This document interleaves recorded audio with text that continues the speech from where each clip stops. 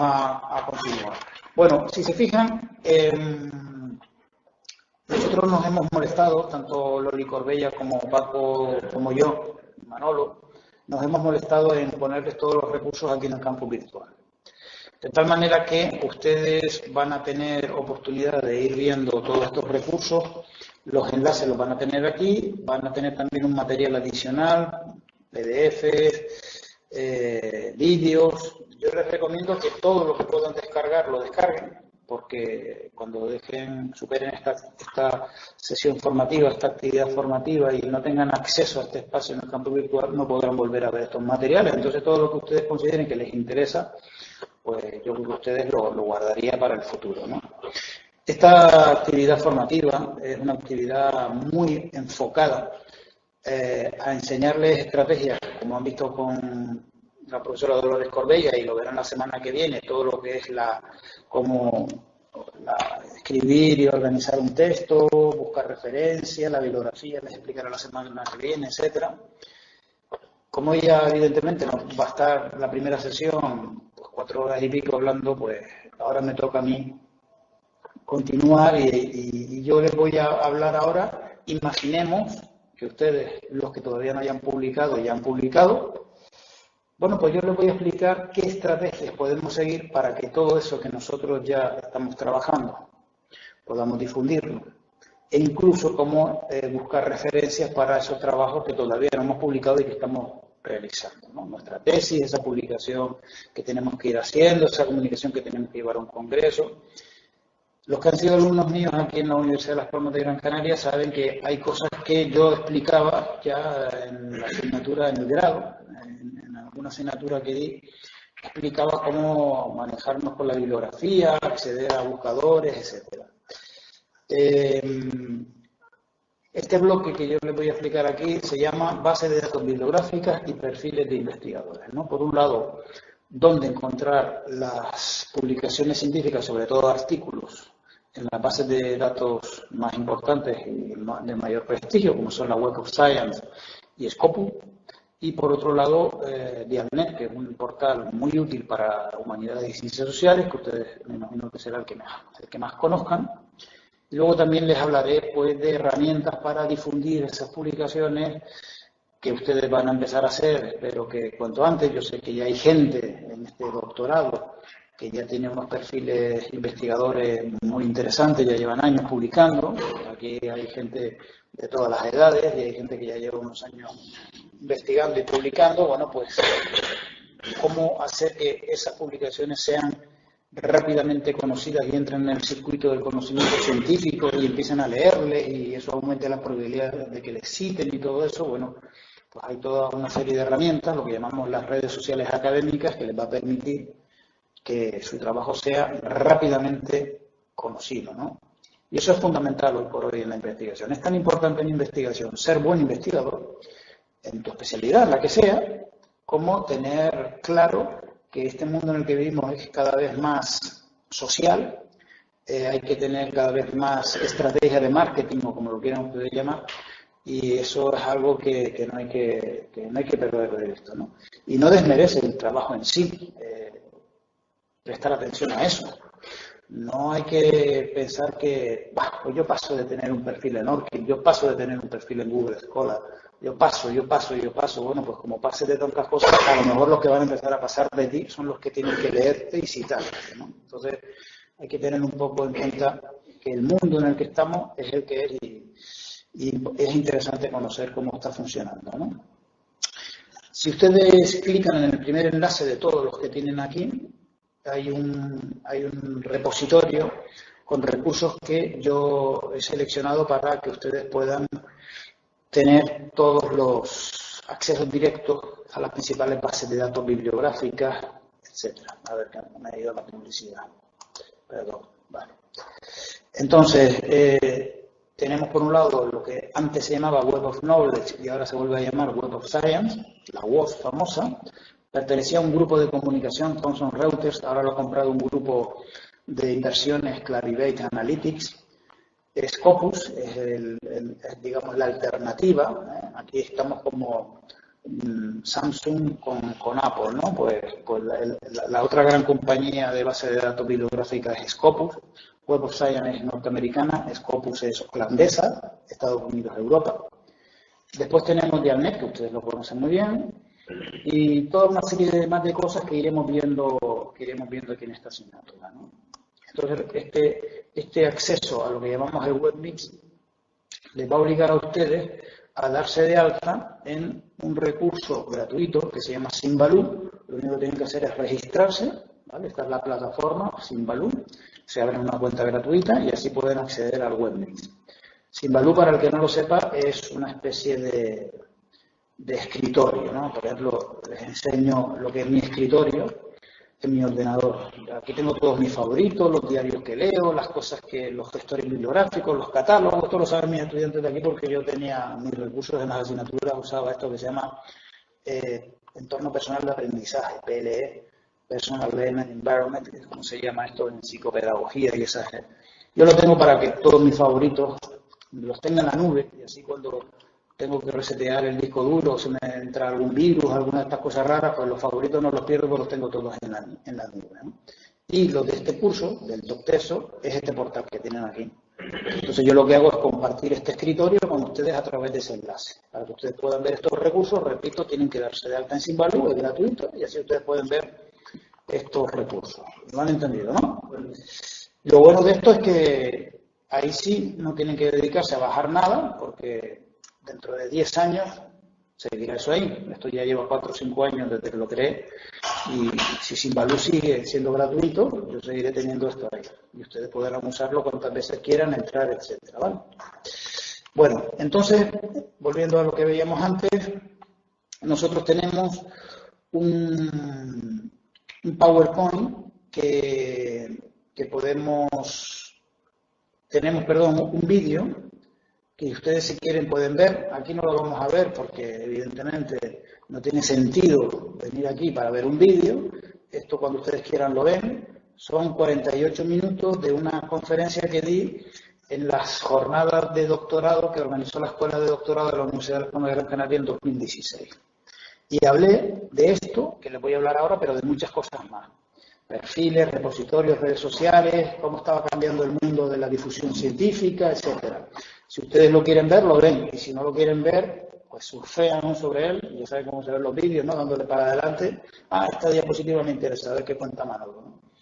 Y lo pueden ver si les interesa. Gran parte de lo que hablé ahí hace unos años es lo que les voy a explicar a ustedes ahora. Y luego tienen otros recursos que estos son externos. Estos no son, cuando digo externos, quiero decir que no los he hecho yo, o no he participado yo en ellos. Por un lado, ¿qué es ORCID? Que es lo que explicaremos aquí luego, en 4 minutos, un vídeo explicado, bueno, pues miren, no está disponible. Tendré que buscar qué ha pasado con él. Pero este no lo había revisado. Cómo crear un perfil en Researcher ID, en Web of Science. Estas son las cosas que yo les voy a explicar ahora, pero si ustedes no lo captan todo y tienen alguna duda, francamente, ya lo saben. Cuando alguien necesita saber algo, entra en YouTube, escribe y le aparece un tutorial de un friki que se ha dedicado a explicar cómo meter una tarjeta SIM pequeña en un móvil de última generación. O sea, hay una cantidad de información en YouTube, tutoriales se llama, en inglés la mayoría, la inmensa mayoría, algunos en español, que cualquier cosa que ustedes escriban en la barra de navegación del YouTube, alguien les va a explicar en unos minutos qué es eso, ¿no? Entonces, estos son los recursos que yo les había seleccionado, aunque repito, como a mí me gusta explicar estas cosas, pues yo me voy a detener en irse-las explicando a ustedes una a una, ¿no? Entonces, si les parece, vamos a empezar con los primeros recursos y empezaremos con las bases de datos bibliográficas. Una de las tareas más importantes que tiene un investigador cuando está trabajando es buscar bibliografía, eso ustedes ya lo saben. Cuando uno tiene poca experiencia en un tema, está empezando una línea de investigación, cuando uno es demasiado joven, esa tarea le lleva muchísimo tiempo. Porque además tiene la preocupación o la obsesión de que tiene que leer mucho, lo tiene que leer todo.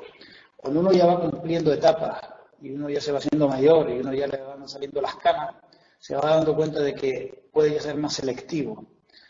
Eso se llama experiencia, básicamente.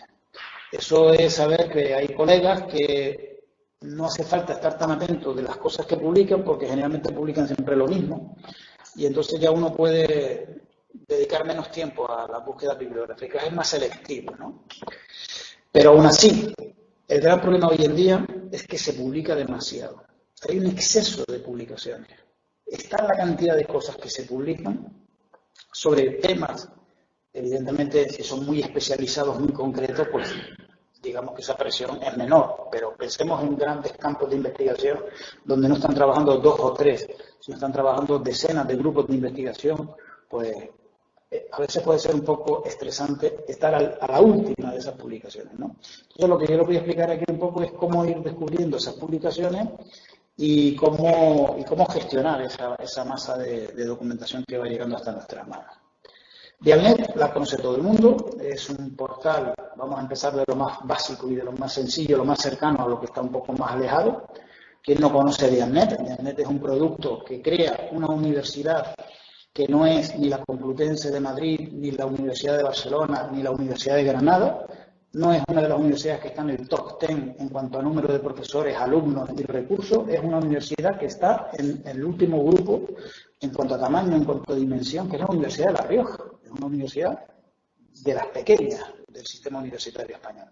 Pues hace años, hace ya bastantes años, creó un producto que era muy cómodo, muy útil para nosotros, para la gente de letras sobre todo, porque era un servicio de alertas hemerográficas.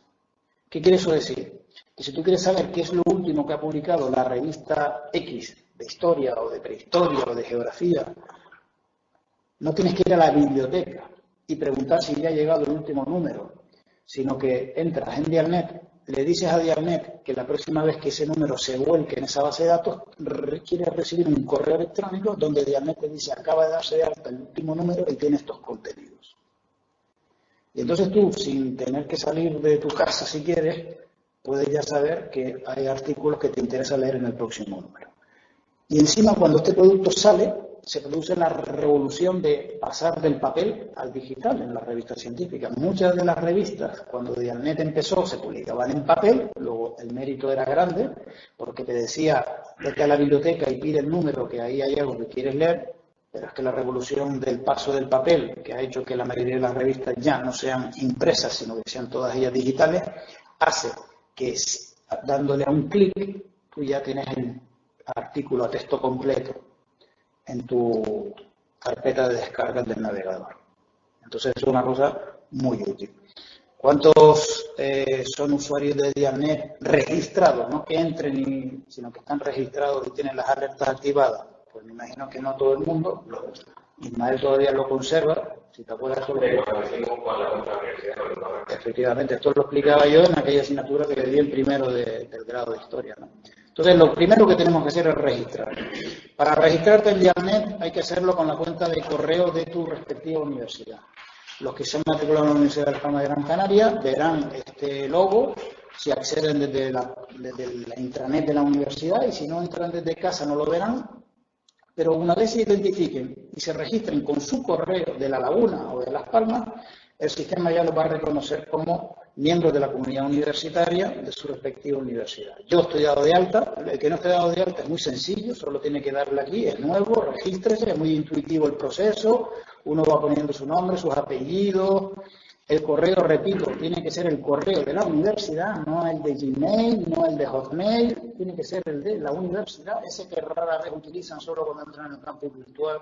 Bueno, pues ese es el número, y luego apunten, no se olviden, el nombre de usuario y la contraseña, porque eso es lo que van a necesitar para, una vez estén registrados, entrar dentro. Yo, que estoy registrado desde hace ya bastante tiempo, me identifico con mi nombre de usuario y con mi contraseña.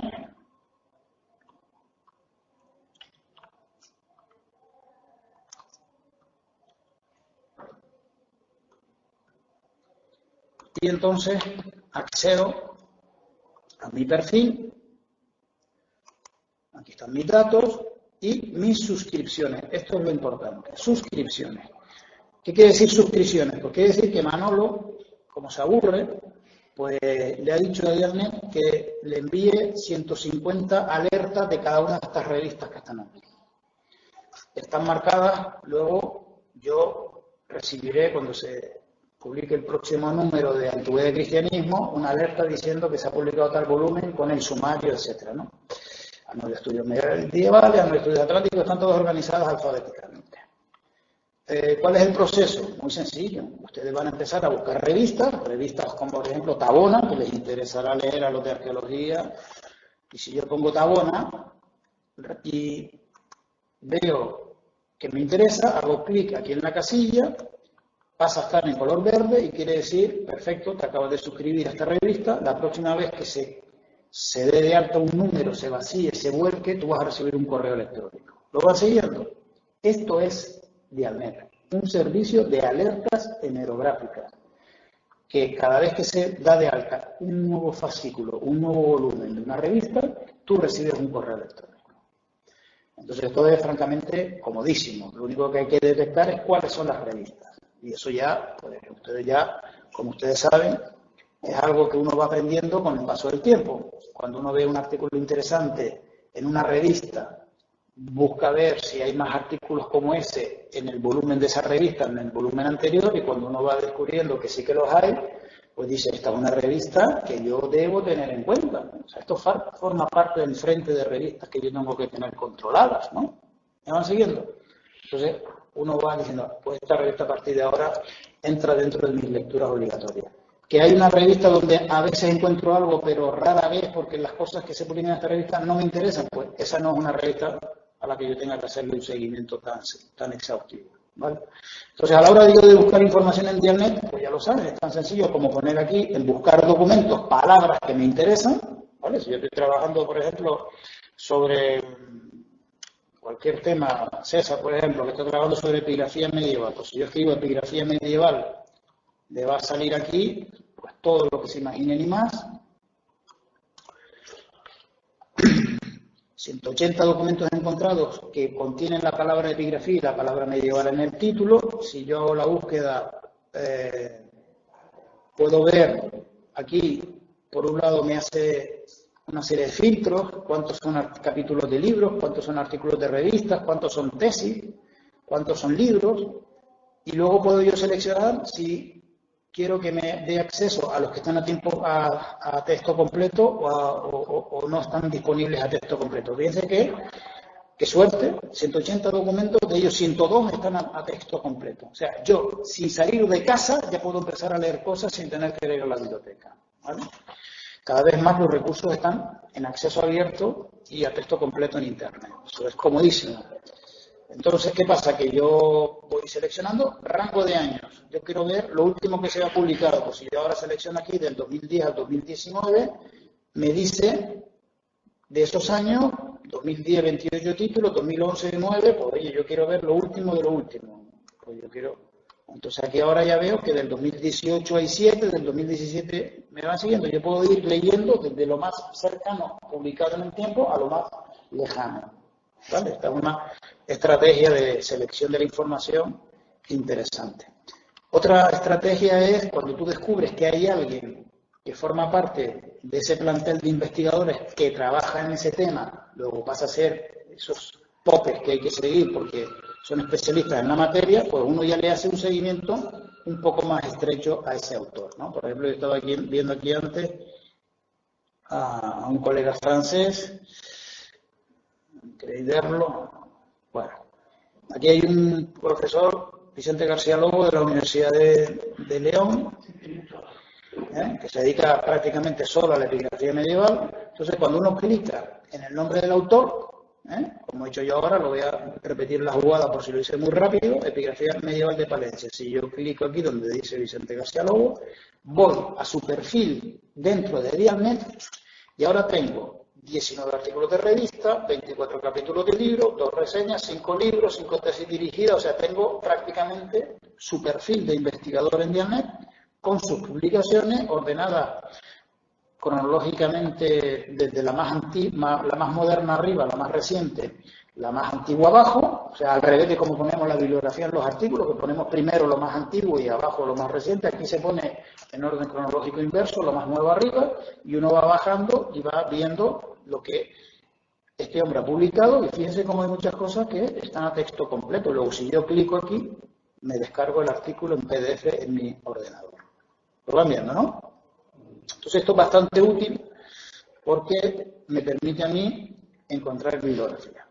Bueno, ¿y qué hago yo con todo esto, Manolo? ¿Lo voy escribiendo a mano? No, tienes una opción que es ir seleccionando cosas, y estas cosas luego las vas a guardar en mis búsquedas, en mis referencias, que son estas herramientas que tiene aquí Dialnet, y que te permite esas cosas que tú estás encontrando, pues gestionar tus referencias de documentos guardados. Entonces, si tú vas, te creas una lista de referencias. Por ejemplo, esta era una cosa que yo puse de ejemplo hace un año y 97 días, cuando expliqué esto a los de primero, hace pues 2 cursos. Entonces yo me creé una lista nueva y gestiono esas referencias, ¿vale? Crear lista de referencias, aquí lo tienen, es como lo hacemos. Yo creo la lista de referencias, le pongo un título corto, un título largo, hasta una descripción más larga. Puedo compartirla con mi director de tesis o con compañeros, o solo para mis ojos, y una vez la creo, todo lo que yo vaya guardando lo voy acumulando en esa lista.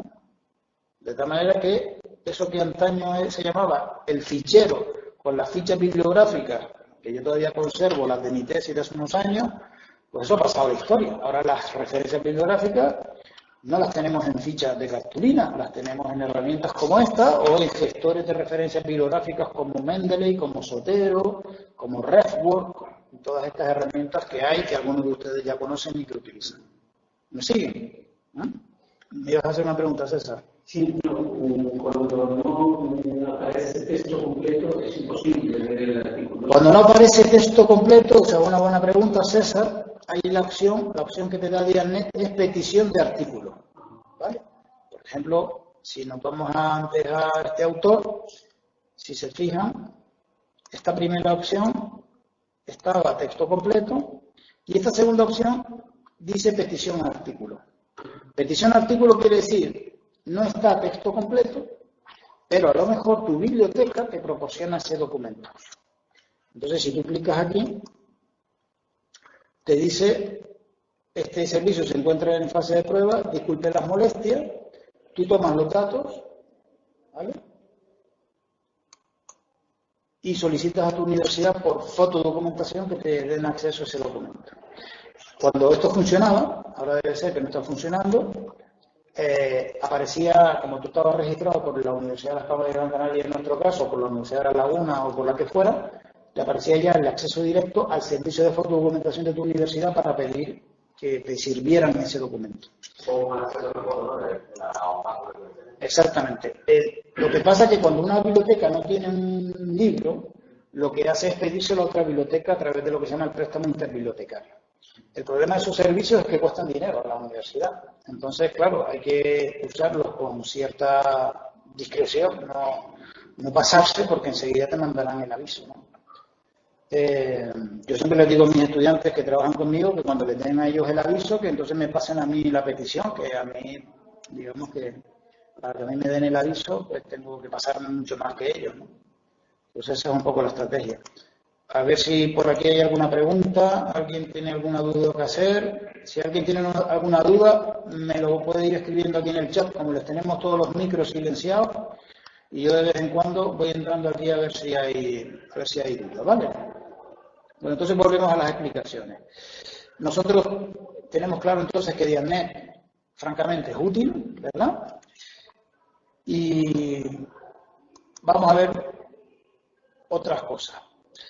Por ejemplo, una herramienta que, aunque parezca que es demasiado, como diría yo,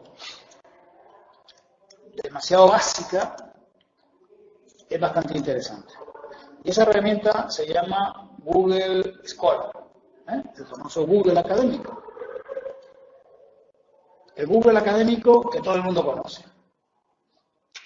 ¿Quién no ha buscado nunca en Google académico? Lo normal es incluso que no busquemos en Google académico, que busquemos en el Google genérico, ¿no? Yo recomiendo Google académico para buscar artículos, libros, porque Google Académico, su nombre lo dice, no te va a buscar información que no sea académica. Entonces ya tienes, digamos, una especie de buscador especializado dentro del universo del buscador genérico por antonomasia que es Google Académico. Lo bueno de usar Google Académico es tener una cuenta de Gmail, ¿vale? Entonces, cuando tú tienes una cuenta de Gmail en Google Académico, tú lo que haces es entrar por tu perfil de correo en Gmail,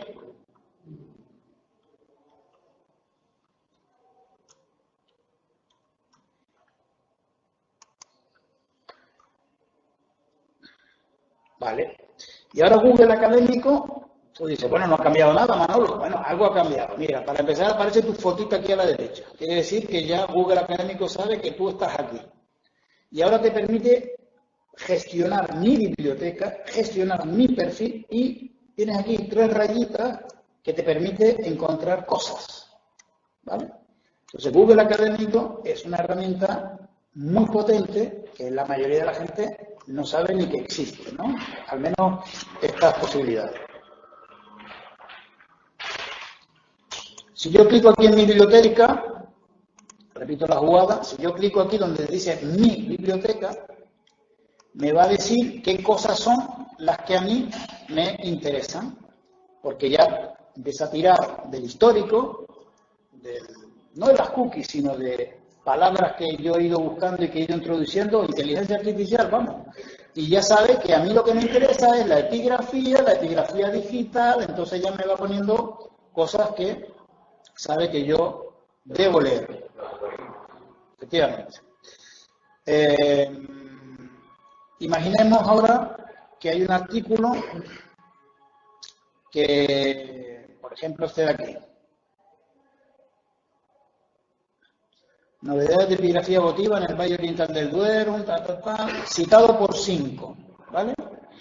Este es un artículo que, si se fijan aquí a la derecha, el enlace me dice que está accesible a texto completo en el repositorio institucional de la Universidad de Valladolid. Si yo clico aquí, accedo al texto, ¿vale? O sea que es una especie de Dialnet, pero más potente que Dialnet, porque esto ya no es un servicio de alertas hemerográficas, esto es todavía mucho más potente. No te importa que cierre la ventana, Ismael, porque nos está entrando ruido, pero yo creo que va a seguir entrando igual de fuerte.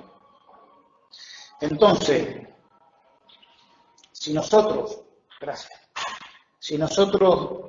clicamos en este enlace, repito, ven el texto, pero ahora lo interesante es esto que dice aquí abajo, citado por 5, o aquí abajo, citado por 41, citado por 9, lo están viendo, citado por 13. ¿Qué quiere decir citado por? Quiere decir que hay alguien que ha cogido este artículo, lo ha leído y ha dicho, es interesante para ser citado, quiere decir, voy a copiar esta información, la voy a poner entre comillas y voy a decir que está publicado en tal sitio.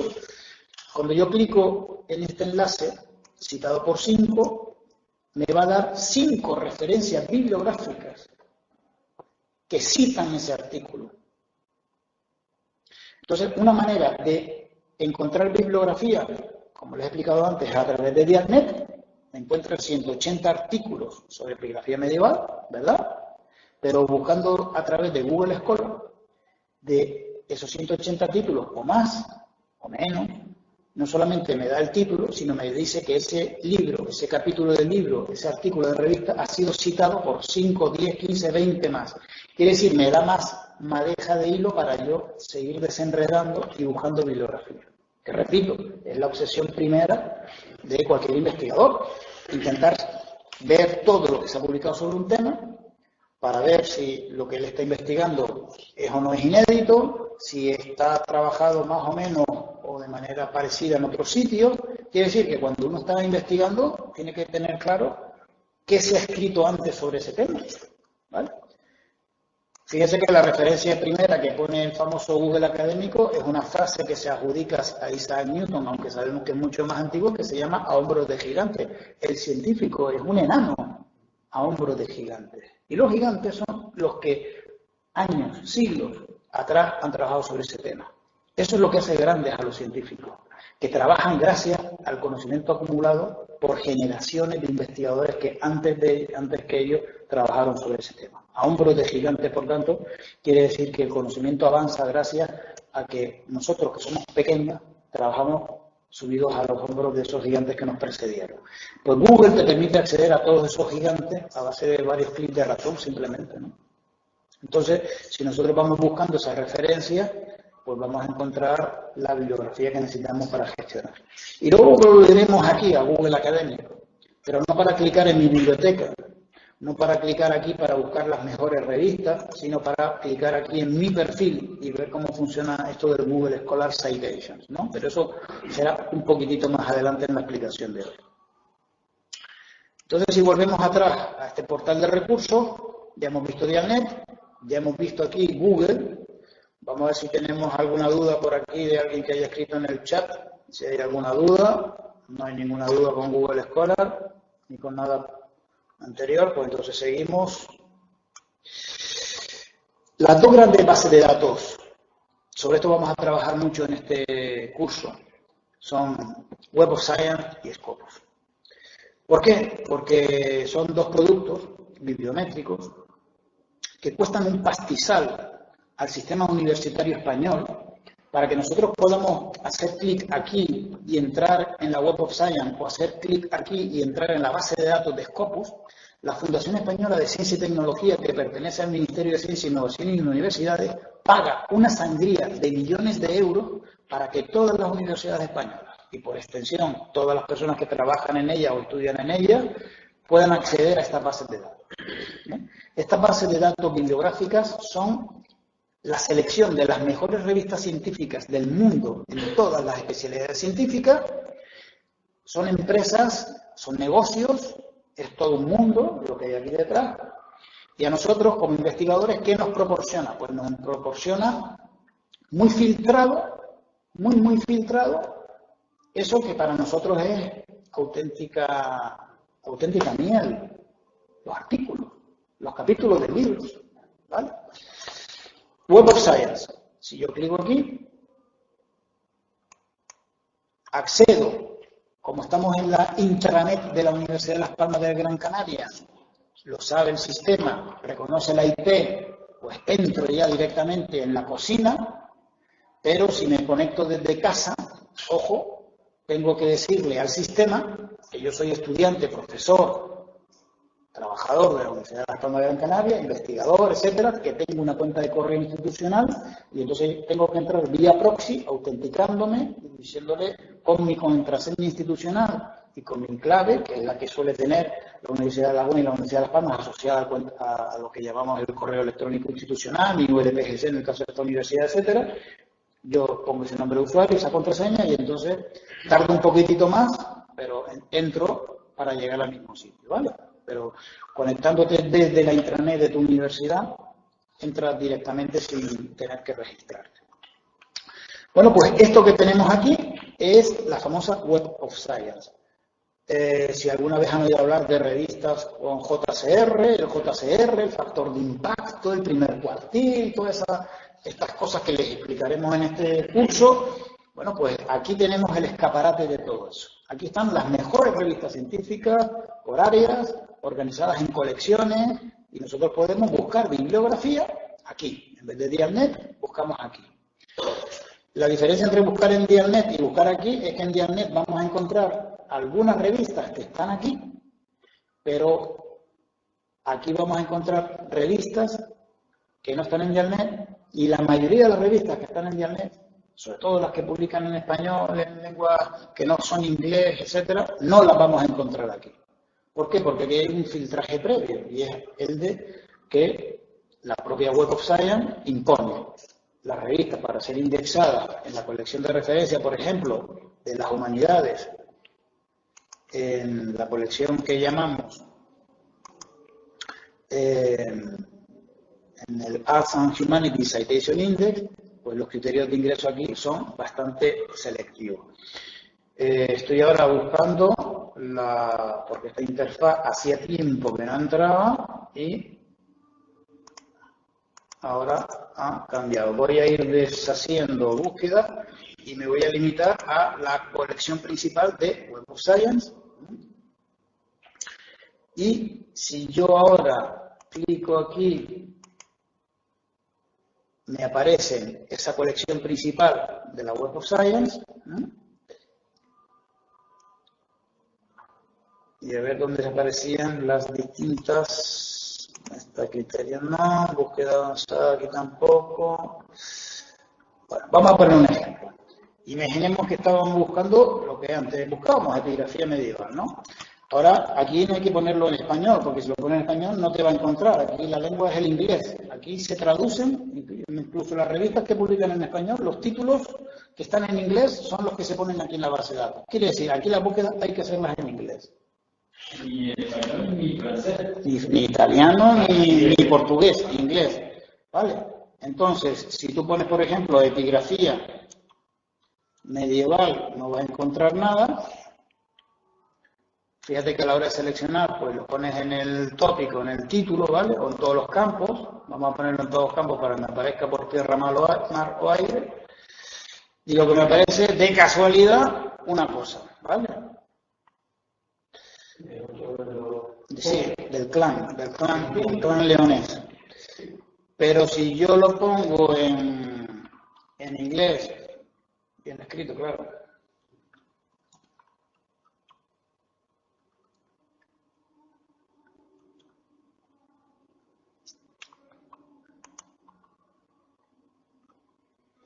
Bueno, pues ya aparecen algunas cosillas más, ¿no? ¿Por qué? Porque, repito, aquí se utiliza el inglés y se traduce. Antes solo aparecía una cosa, epigrafía medieval, y aquí encontramos 143 resultados, ¿vale? Nosotros aquí, parecido a Dianet, podemos buscar las cosas por el criterio año, ¿verdad? Podemos filtrar por las bases por las categorías temáticas, ¿no? De la propia base de datos de la Web of Science, estudios medievales y renacentistas, historia, arqueología, religión, hay más, arte, los están viendo, ¿no? Entonces, pues si yo sé que lo que estoy buscando va a estar en arquitectura, pues yo ya sé que aquí me va a filtrar por 4. Lo van viendo, ¿no? Entonces tú vas haciendo la búsqueda más restringida a partir de los filtros.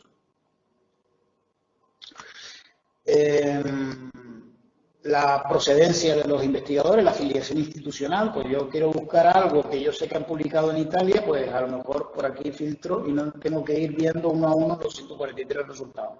Aquí aparece la afiliación institucional de las organizaciones, de las universidades a las que pertenecen los investigadores que han publicado estos 143 artículos, ¿vale? Bien, imaginemos que nos interesa este de aquí, que por cierto es de un colega francés, de los mejores especialistas en el campo de la epigrafía medieval en Francia, profesor de la Universidad de Poitiers. Entonces, igual que antes, si yo clico aquí, me lleva a todos los artículos de este autor que están en la base de datos de Web of Science. ¿Lo va viendo? Hay algunos artículos que los voy a poder acceder, poquísimos, aquí sí que son poquísimos, muy pocos, a texto completo. Me aparecerá un candadito abierto que me dice esto de aquí, Open Access, este candadito. De hecho, si yo hago aquí, selecciono y le doy a refinar, me van a aparecer esos 3 de 144 que están a texto completo, ¿vale? Y que yo voy a poder descargar y leer, ¿vale? Pero la mayoría de los artículos que yo voy a encontrar en esta base de citas, en esta base de datos, no están a texto completo. Aquí, una vez más, tiramos del catálogo de la biblioteca. Si yo clico aquí, puedo pedir por préstamo interbibliotecario, por fotodocumentación, que ese artículo de esa revista que no tiene la biblioteca me lo manda por correo, ¿no? Lo bueno de algunas revistas que forman parte de paquetes que compran las bibliotecas universitarias, las suscripciones. Entonces, si los artículos están publicados en revistas que están metidas en esos paquetes, ese artículo lo encuentra. Pero no todas las cosas que vamos a encontrar aquí las puede tener tu biblioteca, ¿vale? Entonces, luego veremos por dónde podemos encontrar ese artículo. Era aquí donde tenía que haber clicado y no cliqué, por cierto, para encontrar este artículo a texto completo en la página web del editor. Por ejemplo, esto que es en el portal francés de Rewab.org, de Open Edition, es donde yo puedo descargarme el PDF. Lo ven aquí, ¿no? Nosotros en Web of Science podemos hacer las búsquedas más avanzadas, más complejas, podemos añadir varios campos y yo puedo jugar con la palabra tema, título y el campo autor, editor, año, buscar por una horquilla de años, ¿vale? Y todas estas referencias que yo voy encontrando aquí las puedo gestionar pues con las herramientas que me ofrece la propia Web of Science para gestionar estas referencias, ¿no? Si yo esta referencia bibliográfica la quiero guardar, pues la puedo guardar con las herramientas con las cuales trabaja Web of Science.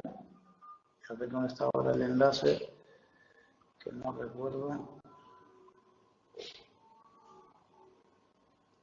¿Dónde está aquí ahora? Ah, aquí. Yo puedo guardar esto en RefWorks, yo puedo guardar esto en EndNote, o sea, yo puedo guardar esto en una serie de herramientas, de gestores, ¿vale?, que me permiten gestionar esas referencias bibliográficas, igual que hacíamos con Dialnet, ¿vale? Y de un tiempo a esta parte, Web of Science se da cuenta de que tiene un serio competidor en Google Académico, y ahora ya pone aquí el acceso a Google Académico de esos recursos. Porque una cosa que está sucediendo desde hace unos años es que Google Académico es cada vez mejor y además es gratuito. Entonces ya hay investigadores que las búsquedas no las hacen por aquí, sino que las hacen por Google Académico. Entonces lo que está intentando Web of Science es que la búsqueda, vamos, la interoperabilidad, ¿no?, que haya una especie de pasarela y que tú puedas beneficiarte de eso.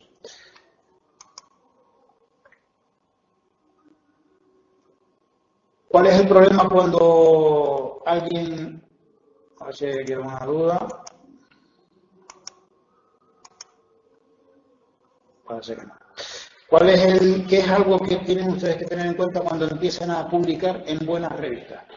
Bueno, pues si publican ustedes en buenas revistas, quiero decir, en revistas indexadas, que están en Web of Science o en Scopus, una cosa que tiene que empezar a preocuparles es que esas bases de datos les vinculen a ustedes correctamente esos artículos. Un problema que tenemos, ya volveremos sobre eso, es que como españoles que somos, pues tenemos no un apellido, sino dos apellidos. Entonces hay que darse cuenta de que a veces van a confundir nuestro segundo apellido como nuestro apellido y nos van a citar por el segundo apellido. Entonces ya les iremos explicando qué cosas tienen que hacer para tener eso bajo control.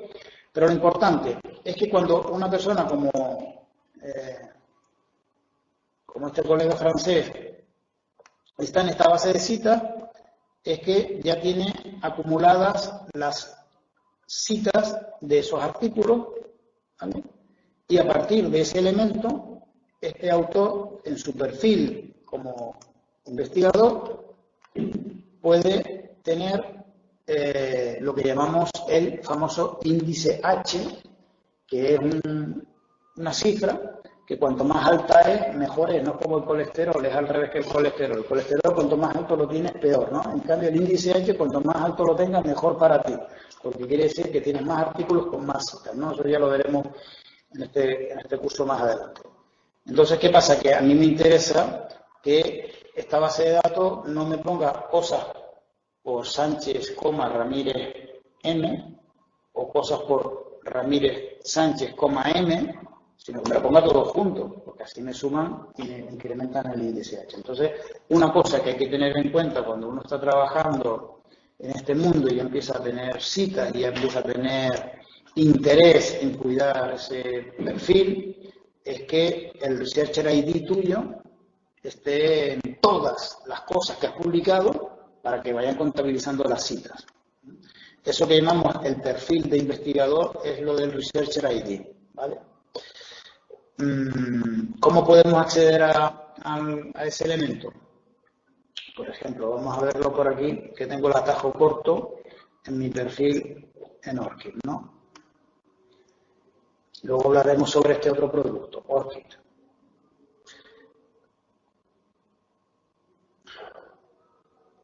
Si yo clico aquí, este es mi perfil en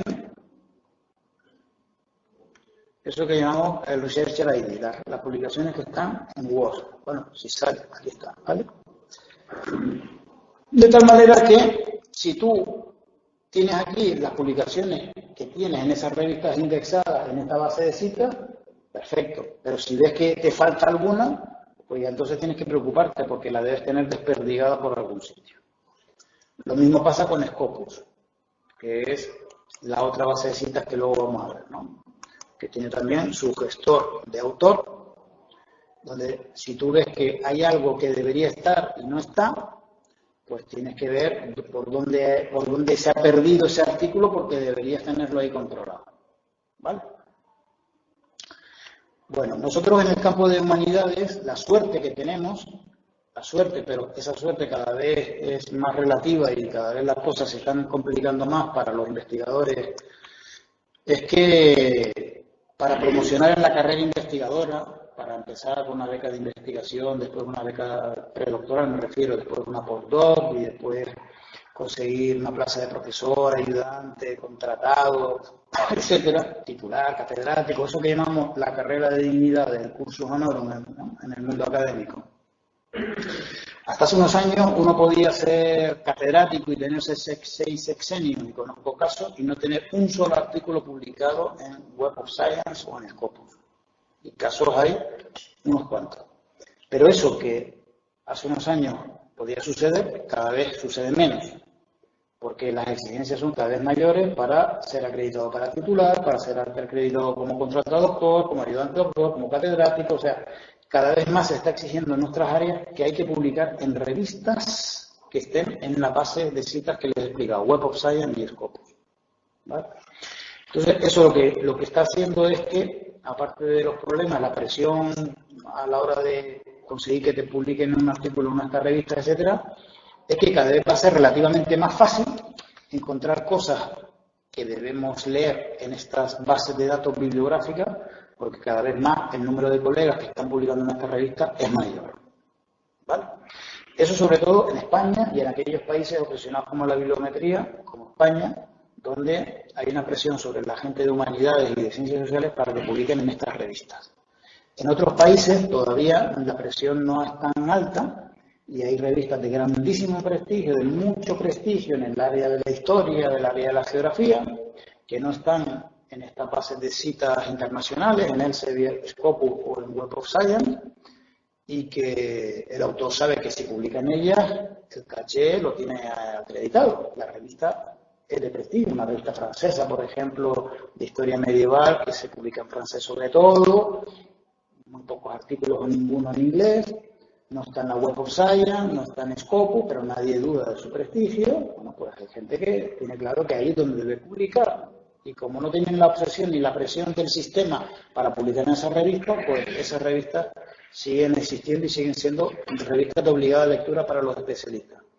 Pero hay países donde la presión está siendo de tal calibre que ya la gente solo publica en revistas que estén indexadas, ¿no? Entonces, eso hace que para los investigadores cada vez sea más necesario buscar en estas bases de citas, porque cada vez se van a encontrar más cosas. Hace 20 años uno no encontraba nada de historia moderna de España, ahora cada vez más encuentra cosas, ¿de acuerdo? Y en el caso de la geografía, pues todavía mucho más, porque la geografía, como ustedes saben los geógrafos, no es una ciencia humanística. En este país hace ya tiempo que dijeron que era una ciencia social, y la vinculación ya a las ciencias sociales ha hecho que esto que les estoy explicando para las humanidades, pues multiplíquenlo por unos cuantos números, y es la realidad en geografía, ¿no? ¿Alguna preguntilla por aquí? ¿Alguna pregunta? A ver, profesor. Levanta la voz para que te oigan. Yo tengo una pregunta, por si acaso me olvida. ¿Existen buscadores de este tipo, pero de mapa? Y yo sé que puedo buscar como mapa de bibliografía, pero a mí como geógrafo me interesan los mapas. ¿Y eso no te lo han explicado en el grado, en geografía? Pues ya se me olvidó. Ah, ya se me olvidó. Es que yo ahí sí que no te puedo ayudar, porque yo conozco cartografía histórica sobre todo. Cartografía histórica, que es lo que a mí más me interesa.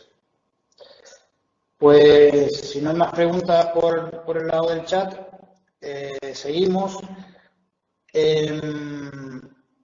Y vamos a entrar ahora en Scopus, por ejemplo, ¿no? Voy a ir cerrando ventanas, que se me están acumulando aquí las ventanas. Scopus es, si recuerdan, si entramos desde el sitio donde les dije que lo tienen todo, el webmix famoso, ¿no? Si entran por aquí o si entran por aquí, van a acceder al mismo sitio, ¿vale? Y tienen aquí a la izquierda WOS y a la derecha Scopus, ¿vale? Scopus es una base de citas, una base de datos, de artículos de revistas, también capítulos de libros, actas de congresos, etcétera, pero de editoriales sobre todo que publican en inglés. Aquí no vamos a encontrar cosas en español, ¿vale?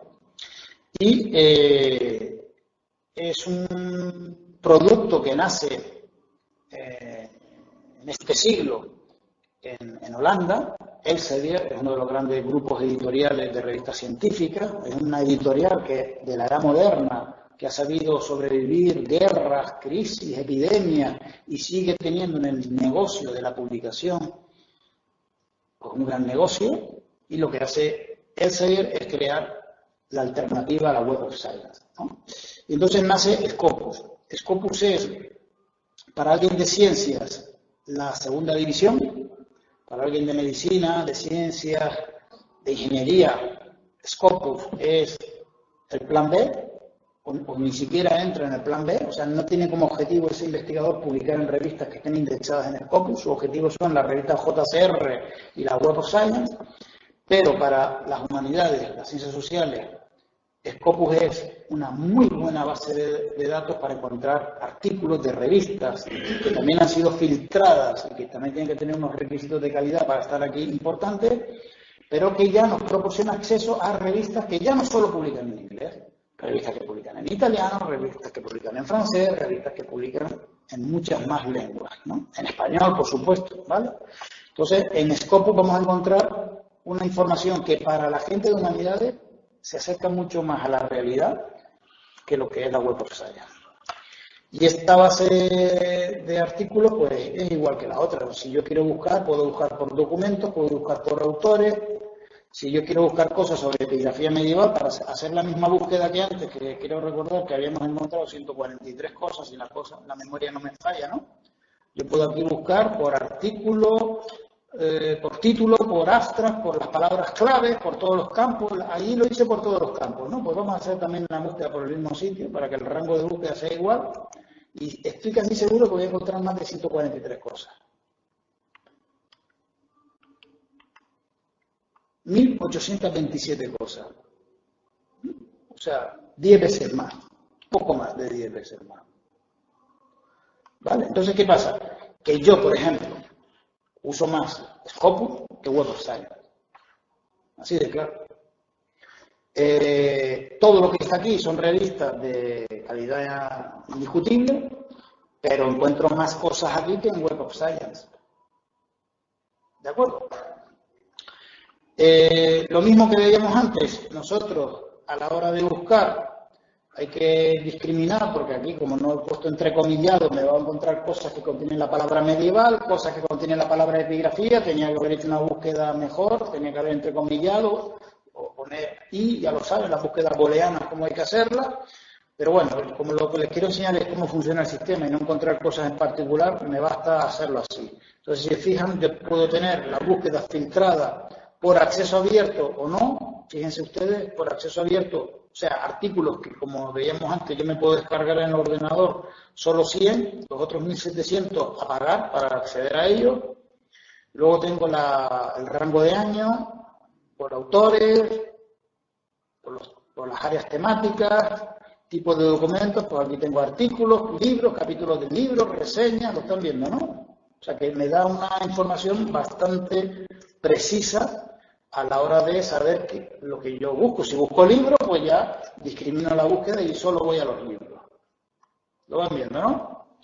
Entonces imaginemos, por ejemplo, que yo estoy buscando libros, por ir a algo que no... Estaba aquí... Creo que... Si yo ahora busco libros, limitado o excluido, tú puedes ir limpiando, tú puedes ir solo a eso. Entonces ahora vas a buscar pues capítulos de libros. Cuando dice libros no son solo libros, puede ser también lo que antes veíamos como capítulos de libros, ¿no? Book chapter. Entonces uno ya va encontrando cosas que le interesan y la búsqueda pues tú la puedes gestionar, como veíamos antes, a través de gestores bibliográficos. Tú puedes guardarla en PDF, la referencia bibliográfica con los datos de esa referencia. Y luego lo interesante de estos libros es que cuando el libro o el capítulo del libro o el artículo tiene bibliografía, si tú clicas, accedes a toda la bibliografía que cita ese capítulo del libro o ese libro, ¿vale? Con lo cual, aquí tú te estás haciendo con toda la bibliografía que tienes que leer.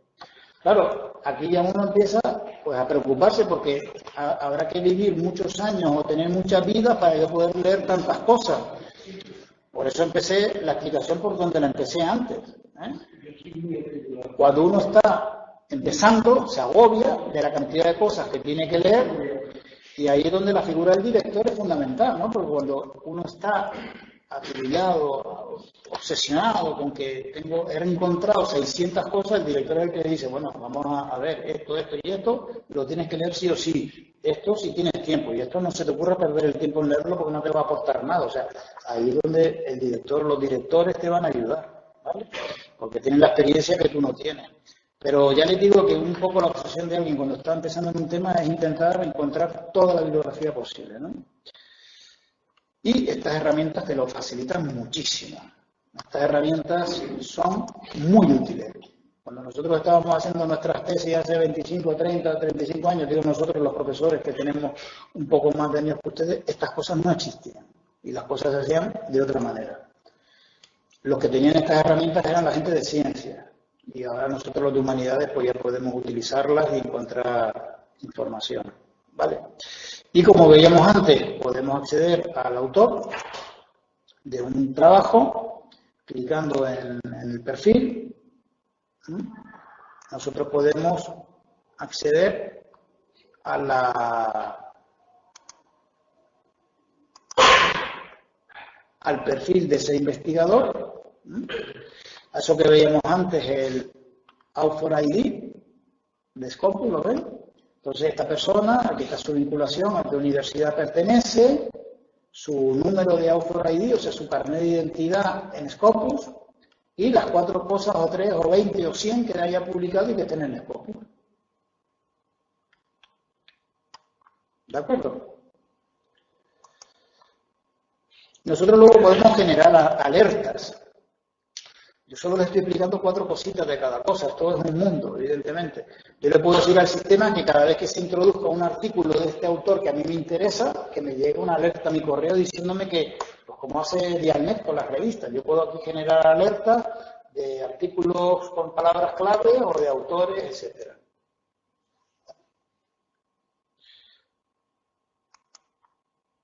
¿Hay alguna preguntilla por el chat? Así, aquí Ismail me manda una. ¿Las revistas de Scopus tienen el mismo impact factor de Web of Science? Bueno, no me pone el interrogante, pero me imagino que me lo pregunta y la respuesta es no. Evidentemente, Ismail, el factor de impacto es un producto, el IF, el impact factor, como se dice en inglés, procedente de la Web of Science, y lo que tiene Scopus son sus propias métricas. Scopus tiene un sistema propio para medir el impacto de sus revistas, ¿vale? Y ese impacto se mide mediante un producto bibliométrico que se llama SJR, Simago Journal Rank. Ya de ese hablaremos más adelante y veremos ejemplos de revistas que tienen una mejor posición en el SJR y todo eso. Eso se verá más adelante. Entonces la respuesta, por tanto, es que son cosas diferentes.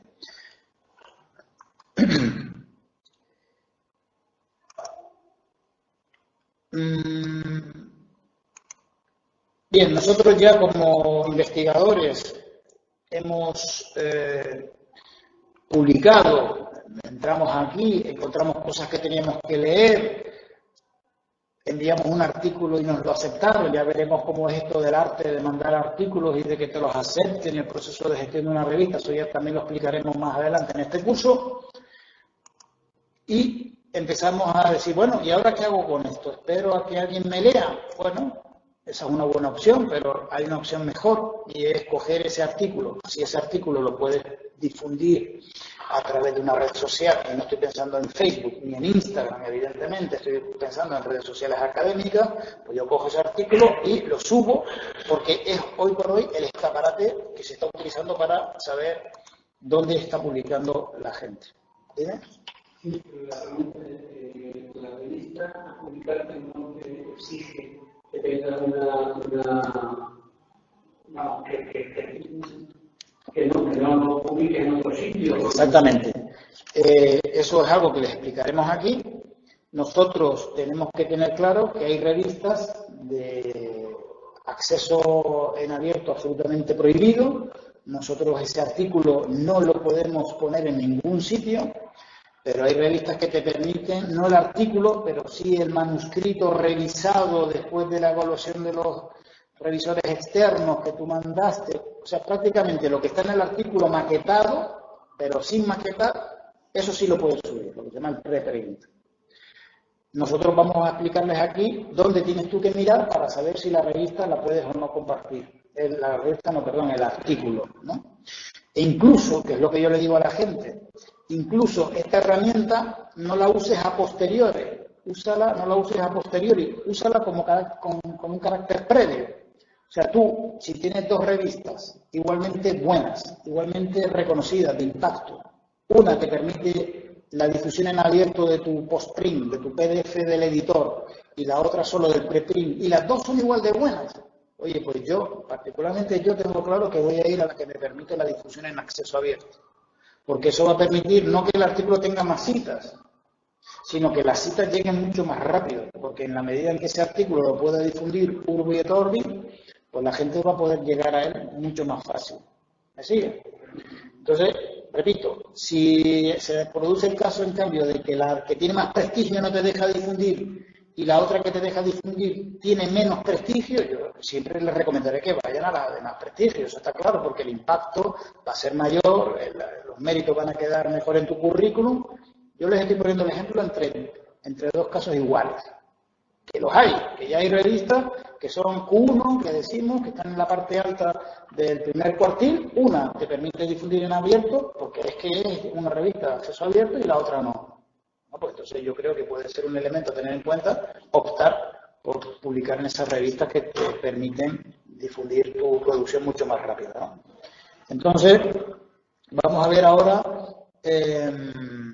cuáles son esas redes sociales donde yo puedo difundir los artículos, pero yo también puedo encontrar los artículos que publican otros autores. Si recuerdan, cuando estábamos en el campus virtual, en la que me ha echado el sistema, porque es un tiempito que no pasé por aquí,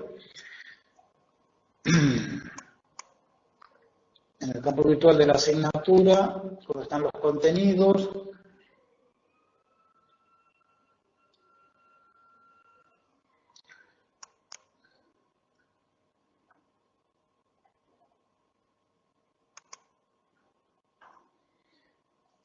Nosotros ya hemos visto Web of Science, Scopus, Dialnet. Esto no lo hemos visto ni entraremos a no ser que tengamos tiempo. Si tienen mucho interés ya lo vemos en otro momento. Y ahora voy a explicarles esto que está aquí, los perfiles de investigadores, ¿vale? Y en particular ORCID. ORCID es un invento que te permite tener un identificador único. ID es el identificador del autor. Cuando nosotros buscábamos antes a un autor, nos damos cuenta que ese autor... Ay, perdón, estoy buscando en revistas.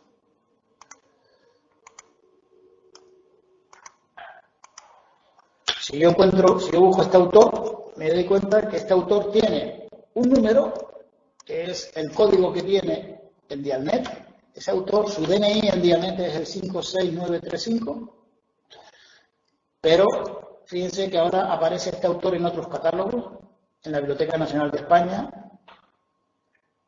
en la Biblioteca del Congreso de Estados Unidos, el ORCID, el BIAF, ¿lo están viendo? El que a mí me interesa es este, ORCID.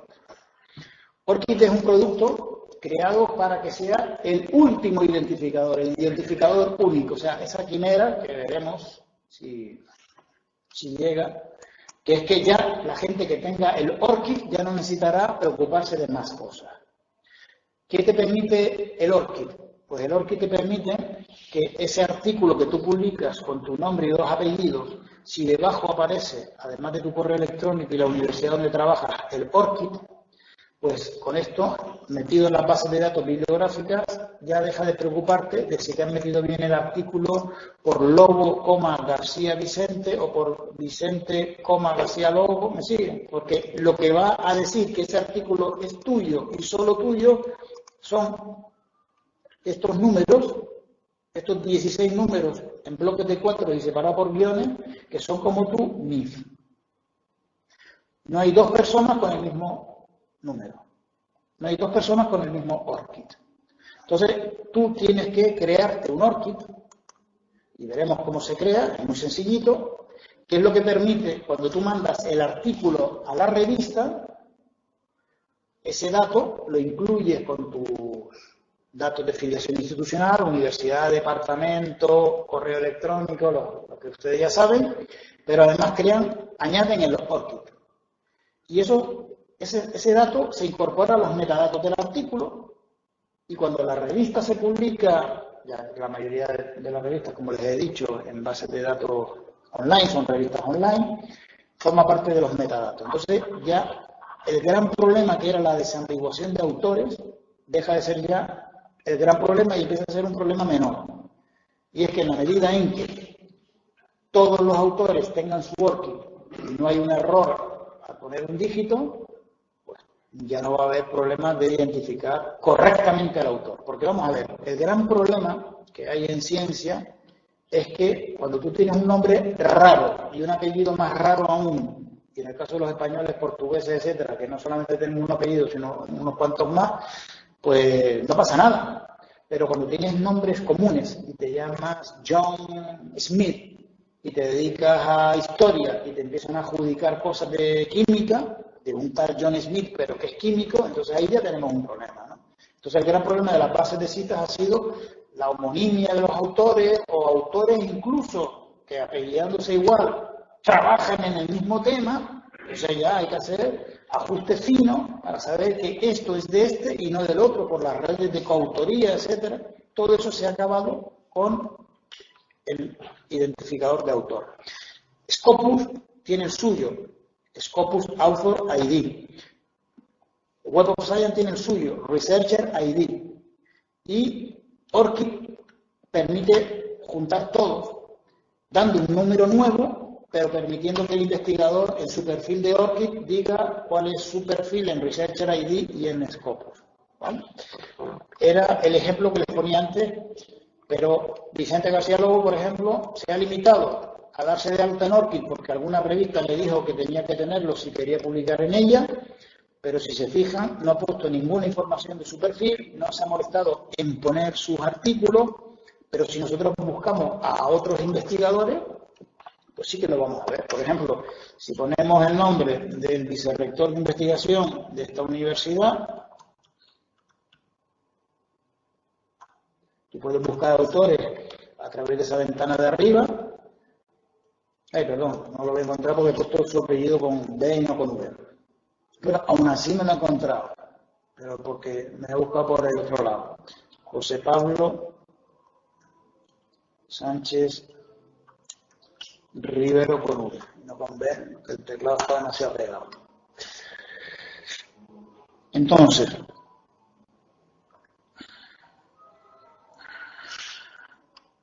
buscar así es un poco lioso porque, por lo que les decía antes, la cantidad de personas, pero bueno, he tenido suerte, me apareció en la primera ventana.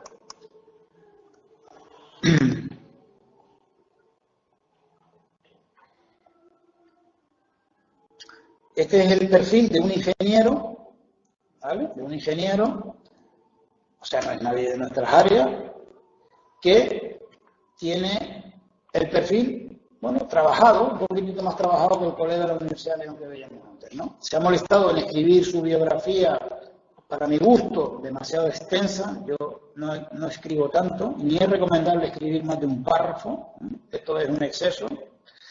Luego se ha preocupado en poner con qué otro nombre es conocido, citado quiero decir, ¿vale? Este no es el nombre con el que uno sale de marcha en carnavales, es como te citan cuando tienes distintas maneras de citarte. En su caso lo tiene controlado, lo citan todo el mundo igual, por Suárez. Ha omitido el apellido de la madre, fíjense que Rivero, que es el apellido que antes escribí, ni siquiera lo incluye para evitar que la gente le cite por Rivero. Ha matado a la madre bibliográficamente hablando. Ha puesto el perfil de su página web personal. Se ha molestado en decir en qué país, cuáles son sus áreas de interés con palabras clave. Y aquí se ha molestado en poner su identificador en la base de citas de Web of Science y su identificador en Scopus. ¿Lo ven, no? Y luego se ha molestado en poner sus correos electrónicos, el de la universidad y el del Gmail. Y después se ha molestado, esto ya tiene mérito, en volcar aquí sus publicaciones, al menos las que él considere más importantes. Entonces, ¿qué es ORCID? Pues miren, ORCID es muchas cosas a la vez. Es el identificador único, pero al mismo tiempo es ese excelente lugar donde tú puedes tener colocado tu currículum vitae. O sea, a falta de una página web personal, es ese lugar donde tú puedes tener tu producción científica, dónde te has formado, a qué campos de investigación te dedicas, en qué proyectos has participado, y eso lo pones en una URL al pie de tus correos electrónicos, y cada vez que le escribes un correo electrónico a alguien pidiendo permiso para acceder a un archivo, un fondo documental, pidiendo información, le estás diciendo, clic aquí y tienes más información sobre mí. Es más, si quieres hasta te generas un código QR y pones en el pie de tu correo el código QR. Para que si presentas un póster en un congreso, al lado de tu nombre en el póster, pones el código QR y el que se acerca a echarle un vistazo a tu póster con su móvil, captura y puedes tener ahí el acceso a tu perfil en ORCID. Quiere decir, te da mucho juego, no solamente un identificador para poner en los metadatos del artículo, ¿vale? Entonces yo les recomiendo que aunque no sea una actividad que nosotros les obliguemos a hacer, pues se creen un perfil en ORCID. Eso es una cosa que cuanto antes lo hagan, mejor, ¿vale? Es muy sencillo. Si tú no tienes ningún perfil en ORCID, lo único que tienes que hacer es darte de alta. Cada vez más lo están pidiendo las revistas y tú lo único que haces es seguir estos 3 pasos tan sencillitos y en cuestión de segundos te generas tu ORCID. Hacerte el ORCID es fácil, o crearte tu número de ORCID es fácil, si lo haces en 15 segundos. Lo que cuesta es eso que ha hecho José Pablo, o eso que he hecho yo, que le voy a poner, aunque no es bueno ponerse uno como ejemplo, pero me pongo como ejemplo, que es poner a qué te dedicas en pocas líneas, siempre en inglés. ¿Vale? Esto es lo que lleva un poquitito más de tiempo. Lo bueno de ustedes que están empezando es que tienen pocas publicaciones.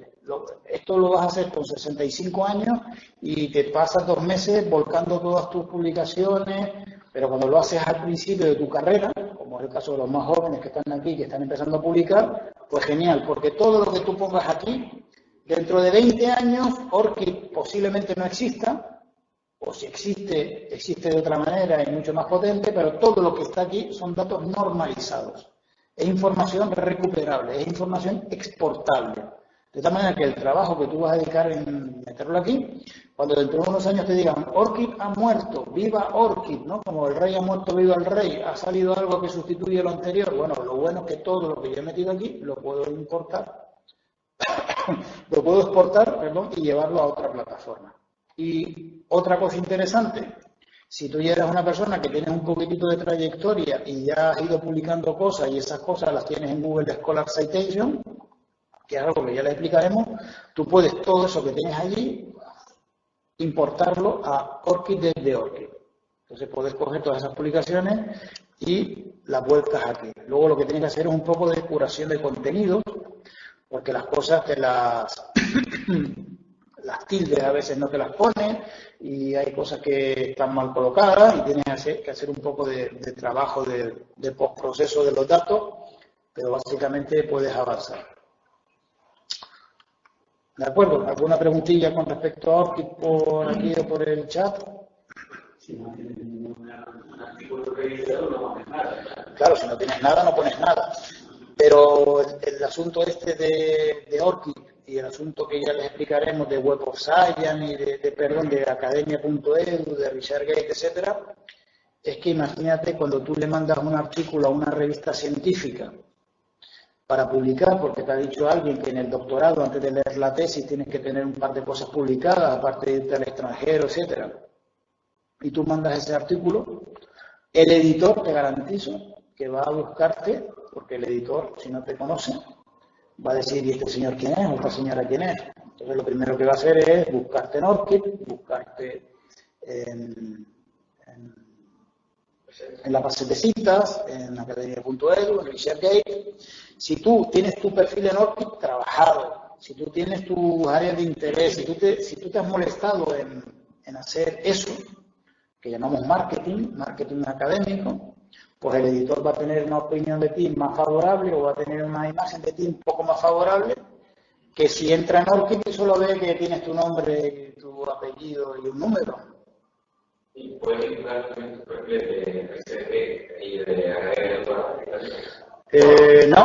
No, porque ORCID es gratuito y esas son plataformas que tiene una vertiente de negocio.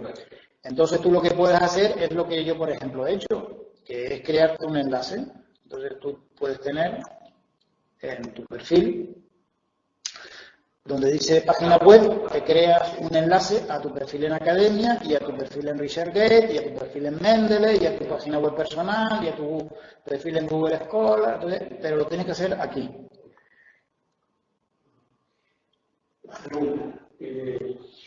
Voy a poner un ejemplo. Yo tengo un sobrino que ha publicado muchísimas cosas que se llaman exactamente conmigo. Entonces, ahora, al hacer un perfil de usuario, ¿cómo voy a diferenciarme de mi sobrino? Esto es absolutamente mal. Vale. Tú tienes que tener claro que, salvo que tu sobrino trabaje exactamente lo mismo que tú, hay una cosa que les distingue que es que él trabaja en un área y tú trabajas en otra. Tú lo que le tienes que decir a estos sistemas que recuperan la información de manera automática, como hace Google Scholar Citation, lo importante siempre es que mientras no hay un sistema absolutamente perfecto, que a día de hoy no lo hay, que permita distinguir una cosa de tu sobrino de una cosa tuya, que tú quieres verificar personalmente que esa información, hasta que no esté ahí, que hasta que tú no le dejes el OK, ese dato no puede estar en la red, ¿vale? Eso con ORCID no pasa, porque los datos en ORCID, salvo que tú los importes automáticamente, entonces tú ya haces el filtraje previo, no te lo va a poner ORCID automáticamente. ORCID no te va a poner tus publicaciones de manera automática. ORCID no va a buscar en la red cosas de un tal César Tejedor y se va a confundir entre tú y tu sobrino. No. Eso quien lo va a hacer es Google Scholar, y ahí es donde tú tienes que estar atento, ¿vale?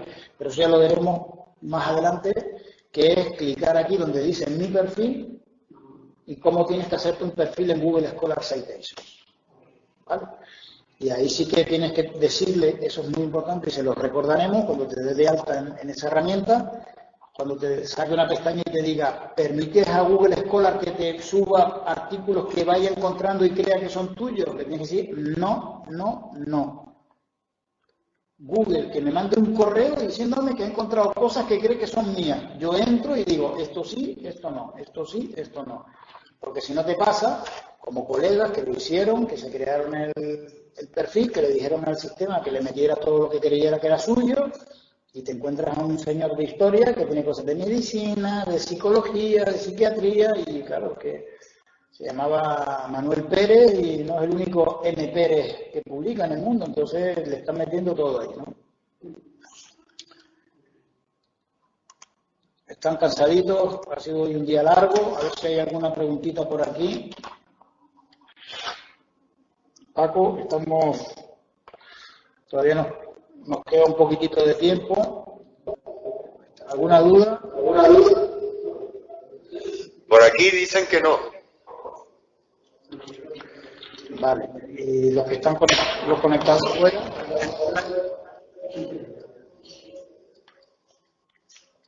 Tampoco. Manolo, de todas formas, recuérdale que en el CVN y en el CVA tienen que poner el ORCID, es decir, que tienen que hacerse el número. Ah, sí, es verdad.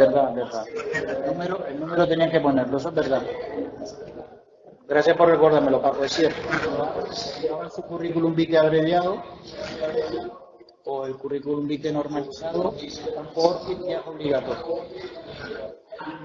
Es obligatorio el campo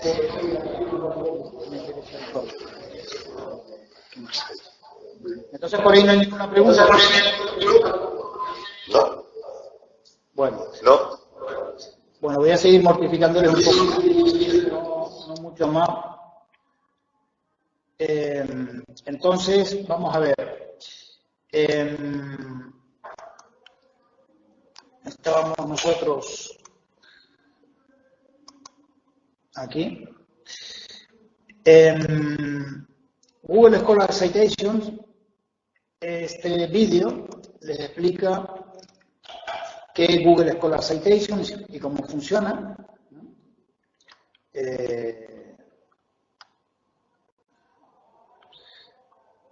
Pero si no lo quieren ver o no quieren ver la publicidad asociada, se los explico yo. Google Scholar Citations es un producto que inventó Google hace unos años y que ha sido una auténtica revolución en lo que es la gestión de los perfiles académicos, de la bibliografía, etc. Porque permite a quien tiene una cuenta en Gmail no solamente gestionar sus búsquedas a través de Google Académico, sino crearse un perfil de investigador asociado a sus publicaciones. Y eso es lo que uno encuentra cuando clica aquí en mi perfil. ¿Vale? Como yo estoy en Google Scholar ya autenticado, aquí aparece mi fotita, mi logo, lo que yo tenga, cuando yo clico en mi perfil, aparece, pues eso es mi perfil. Mi fotita, mis publicaciones, mi universidad, la pregunta que me hace la gente, ¿y eso quién lo ha hecho? Bueno, esto lo he hecho yo, una parte pequeñita, y todo lo demás lo ha hecho Google por mí. Yo me iba a dormir y Google seguía trabajando. Yo me despertaba por la mañana y Google me había puesto cositas nuevas para que yo le dijera si eran mías o no eran mías, ¿vale? Entonces, cuando uno entra en esto por primera vez y uno tiene una cuenta de Gmail, pero nunca ha creado su perfil y clica en la página web de Google Académico donde dice mi perfil, no les va a aparecer su fotita, su nombre y tal, porque lo tienen que hacer. Pero son 4 cosas. Le tienen que decir a Google quién eres, dónde trabajas, cuáles son tus áreas de interés, o sea, una serie de datos básicos. Y luego Google te dice, ¿quieres que empiece a buscar todo lo que hay por ahí en Internet, en bases de datos, repositorios? Y te lo voy colocando aquí. Y ahí donde tú le dices, sí, pero con autorización previa mía, no me pongas nada hasta que yo no te diga que eso es mío. Y eso es lo que ustedes le tienen que decir, ¿vale? Porque de lo contrario van a tener un problema. Entonces, ¿qué es Google Scholar Citation? Una herramienta muy interesante para la gente de humanidades, para la gente de sociales, no tanto para la gente de ciencia, aunque los de ciencias también están en este universo, porque te permite ver todas las citas de tus artículos en un lugar que no está seleccionado, que no está filtrado, como Web of Science o como Scopus, que solo te recolecta las citas en las revistas que están indexadas en esa base de citas, ¿vale? Y aquí Google Scholar te va a buscar todas tus citas en toda cosa que esté publicada en Internet y esté en un servidor educativo, en una universidad, en un repositorio institucional, en una revista en línea. Quiere decir que si a ti te cita alguien en un TFG, en un trabajo de fin de grado, o en un TFM, eso te va a aparecer aquí también. Entonces, los puristas en esto de la bibliometría dicen que esto es una porquería, que esto no es serio y que cómo va a ser importante o relevante que a mí me citen o que a ti te citen en un trabajo de fin de máster de una universidad. Pero ahora pónganse no en el lugar de un químico o de un científico del área de ciencias de la salud, que se consideran lo mejor de lo mejor en el sistema de I+D, ellos se consideran que son los científicos y luego viene el resto. Piensen que nosotros que somos historiadores, que somos gente de humanidades y de ciencias sociales, tenemos un impacto científico, pero también tenemos un impacto social. Y ese impacto social no te lo mide Web of Science, ese impacto social no te lo mide Scopus, ese impacto social te lo está midiendo Google Scholar Citations. Porque el hecho de que a ti te citen en revistas científicas de Web of Science, evidentemente te está dando un perfil, un índice H, pero tú puedes tener unos indicadores en esa base de citas X y aquí vas a tener unos más elevados. ¿Por qué? Porque aquí te van a recolectar las citas en lugares, en revistas que no se publican en inglés y que están en Web of Science, en revistas que son tan buenas como esas, pero que no están allí. Esa revista francesa famosa que les comentaba antes, que no tiene obsesión por estar en Web of Science o en Scopus, pero que es una revista científica de indudable valor, pues Web of Science, Google Académico va a encontrar todas esas citas. O sea que la capacidad que tiene Google Académico hoy por hoy es importantísima para encontrar información. Entonces, para nuestro campo, para el campo de las humanidades, nosotros podemos encontrar una cantidad de información importantísima y nosotros podemos gestionar esa producción y ese currículum nuestro a través de este perfil. Entonces, interesa que cuando ustedes se den de alta, consejos que, por ejemplo, da Isidro Aguillo del CSIC, que se dedica a medir estas herramientas, interesa que ustedes pongan su perfil de ORCID, por ejemplo, junto a su nombre, porque es una manera. Fíjense que la herramienta no les permite poner solo les permite poner un link, ¿vale? Entonces, ese link, que yo lo pongo a mi página web personal, tú puedes ponerlo a ORCID si quieres, tú puedes ponerlo a tu página web, tú puedes ponerlo a donde quieras. Yo he preferido ponerlo a mi página web personal y aquí he preferido poner el número del ORCID, de tal manera que quien quiera buscarme en ORCID solo tiene que copiar y pegar y ya me encuentra, ¿no? Y luego las áreas de interés, 5 áreas de interés, y claro, si tú las pones en español, pues solo te van a encontrar en español. Y si tú las pones en inglés, pues las posibilidades de que te encuentren son mayores. Entonces, si tú pones tu palabra a la que te dedicas en inglés, aparece con los colegas que se ponen en inglés, y si lo pones en español con tilde o sin tilde, pues ahí te van a encontrar los españoles y los italianos, que escriben epigrafía igual, lo que pasa es que los italianos sin tilde. Si tú lo pones en francés, pues lo vas a encontrar a los colegas franceses.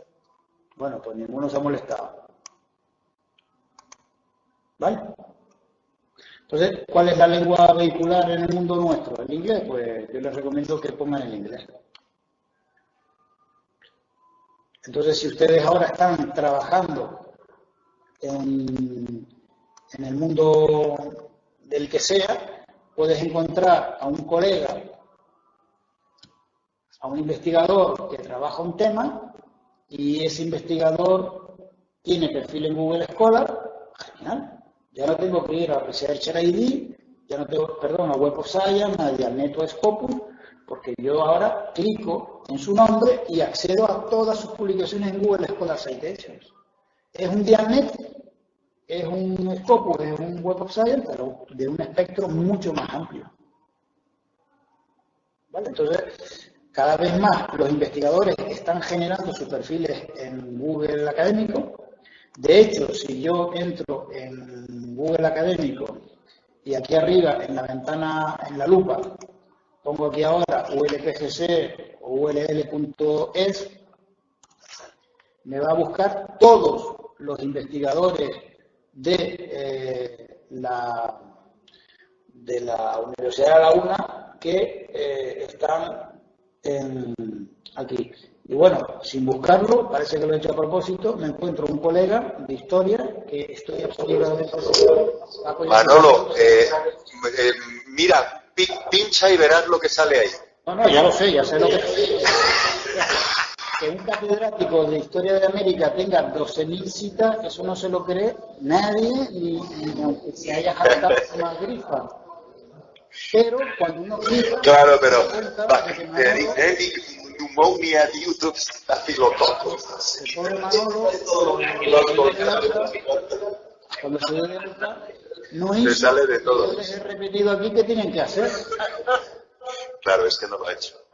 Entonces claro, le sale. Le digo, Google, trabaja conmigo. Pero claro, pero es que mira, los que más citas tiene son unos tíos que ninguno es él. Claro. Para que tú encuentres el primer trabajo, el primero. tienes que trabajar mucho. Para que tú encuentres el primer trabajo suyo, tiene que ser... Ese de la... No, tampoco es.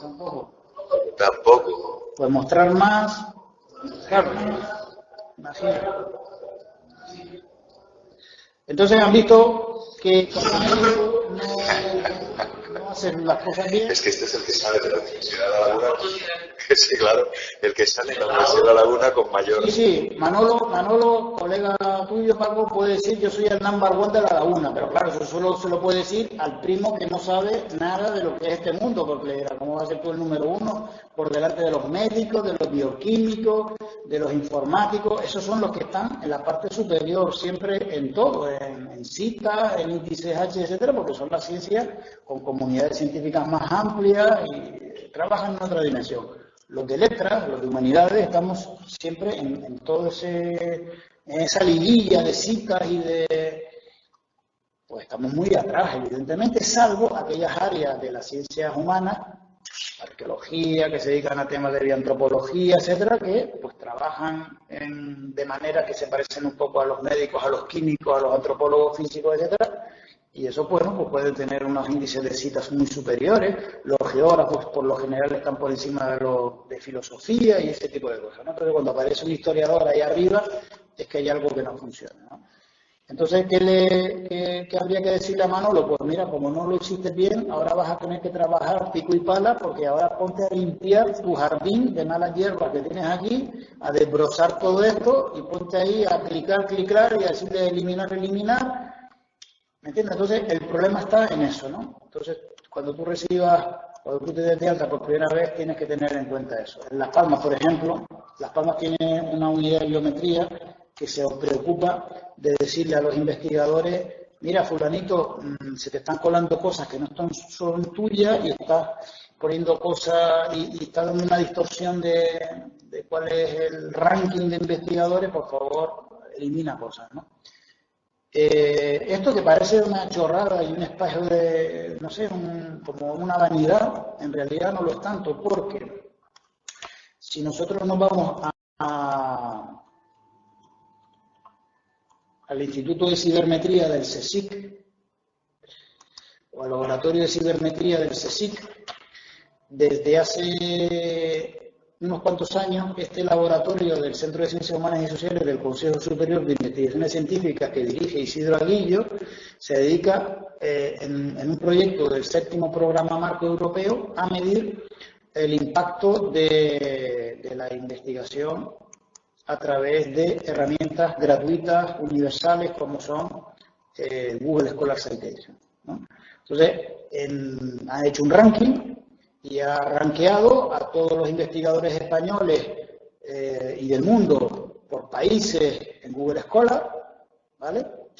Y entonces ha cogido y ha dicho, estos son el top 5.000, los que están del grupo tal al grupo cual.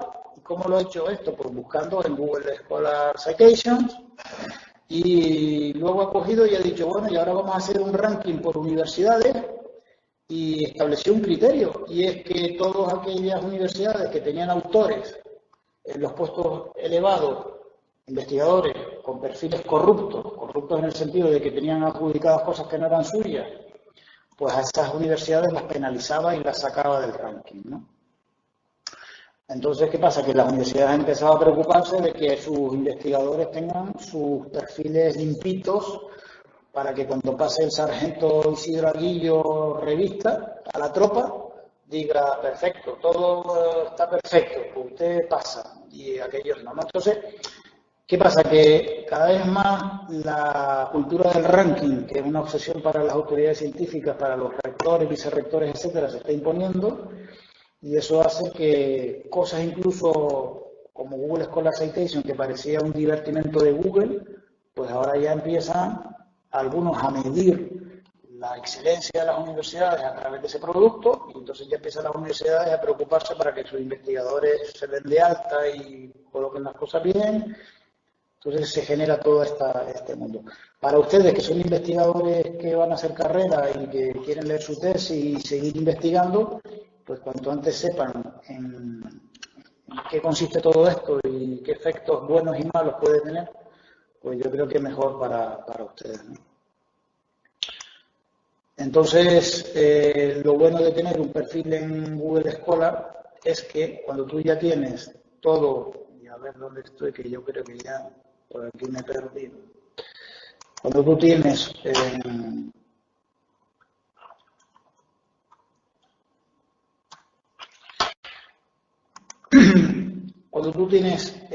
tu perfil, lo bueno de tener tu perfil es que tú puedes coger todas tus publicaciones, darle a seleccionar, una vez las tienes todas, le das a más y te va mostrando todas las que tienes y va seleccionando todas tus publicaciones, ¿vale?